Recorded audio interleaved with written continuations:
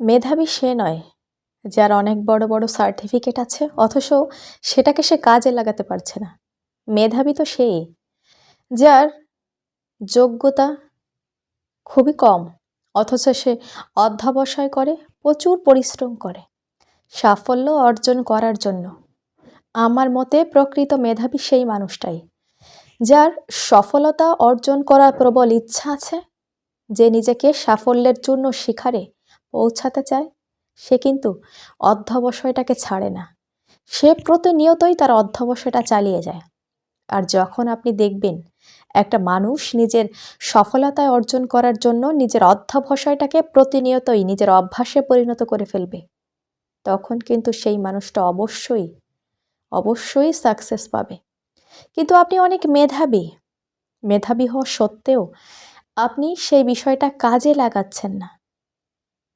আপনি ভাবছেন আজকে যে পড়াটা পড়ব সেটা তো আমি জানি, সেটা আমি একবার দেখলেই পড়ে ফেলতে পারবো, তাহলে থাক না, একবার পড়েই শেষ করে দিই আর পরীক্ষার আগের দিন পড়ব। আপনি নিশ্চিত থাকুন আপনি ওই পড়াটা আর মনে রাখতে পারবেন না।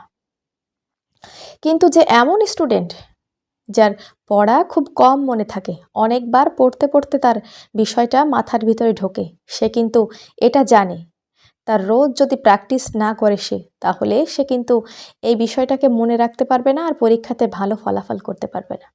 তাই সে রোজ ওই বিষয়টাকে দেখে, একটু একটু করে প্র্যাকটিস করতে থাকে। তখন দিন শেষে আপনি পরীক্ষার সময় গিয়ে দেখবেন আপনি একজন মেধাবী ছাত্র বা ছাত্রী হওয়া সত্ত্বেও যেটাকে আপনি একবারে পড়ে মুখস্থ করে ফেলেছিলেন সেটাকে আপনি আর মনে করতে পারছেন না। কিন্তু একজন না পারা স্টুডেন্ট সে কিন্তু প্রতিনিয়তই অধ্যবসায় করে গেছে, ডিসিপ্লিন মেইনটেইন করেছে। তাই সে সেই বিষয়টা আস্তে আর ধীরে ধীরে নিজের ভেতরে আয়ত্ত করতে পেরেছে। আর তখন দেখবেন সে আপনার থেকেও ভালো কিছু করে দেখাতে পারবে, কারণ সে প্রতিনিয়তই অধ্যবসায় করে গেছে।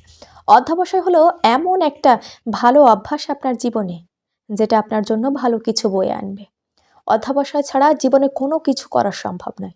আপনি যে কাজেই যান না কেন, যেটাই করুন না কেন, অধ্যবসায়টা আপনার ভেতরে থাকা অবশ্যই জরুরি। একটা মানুষ যদি কোনো কিছু করতে চায়, জীবনে সফলতা অর্জন করতে চায়, তাহলে তার ভিতরে এই অধ্যবসায় গুণাবলীটা থাকতে হবে, ডিসিপ্লিনটা মেইনটেইন করে চলতে হবে। যখন আপনি এই সমস্ত গুণাবলীগুলো নিজের ভিতরে আয়ত্ত করতে পারবেন, তখন দেখবেন আপনি অবশ্যই সফলতা অর্জন করবেন। কোনো কিছু করার জন্য আপনাকে প্রথমে কঠোর পরিশ্রম করতে হবে। পরিশ্রম ছাড়া কোনো কিছুই কিন্তু সম্ভব নয়। আপনি মনে করলেন যে আমি একদিন পরিশ্রম করে সারা জীবনের ফলটা উপভোগ করব, তাহলে আপনি ভুল ভাববেন। আপনি যে রকম কর্ম করবেন আপনি কিন্তু ঠিক সেই রকম ফলাফল পাবেন। আপনি ভালো কর্ম করবেন, আপনার ফলাফলটা ভালো হবে। আপনার কর্মটা খারাপ হবে, আপনার ফলাফলটাও ঠিক খারাপ হবে। আসলে একটা কথা কিন্তু আমরা জানি, জন্ম হোক যথা তথা, কর্ম হোক ভালো।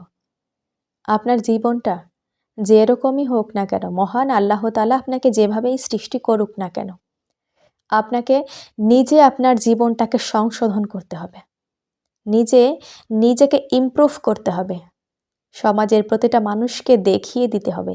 আপনি যে স্তর থেকেই আসুন না কেন, যেখান থেকেই বিলং করুন না কেন, আপনার লক্ষ্য একটা, আর যেটাতে আপনি অবশ্যই সফলতা অর্জন করেছেন। আপনার এই লক্ষ্যটাকে আপনি সাকসেস করতে পেরেছেন, তাহলে আপনার পুরনো দিনের কথাগুলো, বিগত স্মৃতিগুলো সবাই ভুলে যাবে আর আপনাকে সাদরে সম্ভাষণ জানাবে। এটাই বাস্তব নিয়ম, এটাই বাস্তবতা। যখন আপনি খারাপ পরিস্থিতিতে থাকবেন তখন কেউ আপনার সঙ্গ দেবে না, কিন্তু যখন আপনি নিজের স্ট্রাগলের মাধ্যমে ভালো কিছু করে দেখাবেন, ঠিক তখনই প্রতিটা মানুষ আপনার কাছে এসে বলবে, আমি জানতাম, আমরা জানতাম তুমি এটা পারবে, তোমার দ্বারা হবে, কারণ তুমি পরিশ্রম করেছো। আসলে এই কথা বলা মানুষগুলোও কিন্তু আপনাকে অনেক কিছু বলেছে, আপনাকে অনেক হেয় প্রতিপন্ন করেছে। এখন দেখুন যখন ভালো কিছু করে দেখাতে পারছেন, সেই মানুষগুলোই আপনার কাছে এসে আপনাকে অনেক অনেক অভিনন্দন জানাচ্ছে। এই জন্য নিজের জীবনটাকে সুন্দরভাবে গোছান, নিজের জীবনটাকে সফলতার দাঁড় প্রান্তে নিয়ে যান, নিজের লক্ষ্যটাকে স্থির করুন। সফলতা হাতে এসে ধরা দেবে না কখনোই। সফলতাকে ধরতে হলে আপনাকে তার পিছনে ছুটতে হবে। যত বেশি তার পিছনে ছুটবেন, তখনই দেখবেন আপনি আস্তে আস্তে কোনো না কোনো সময় তাকে ছুঁতে পারবেন আর তার দ্বারা নিজের জীবনটাকে শাইন করতে পারবেন।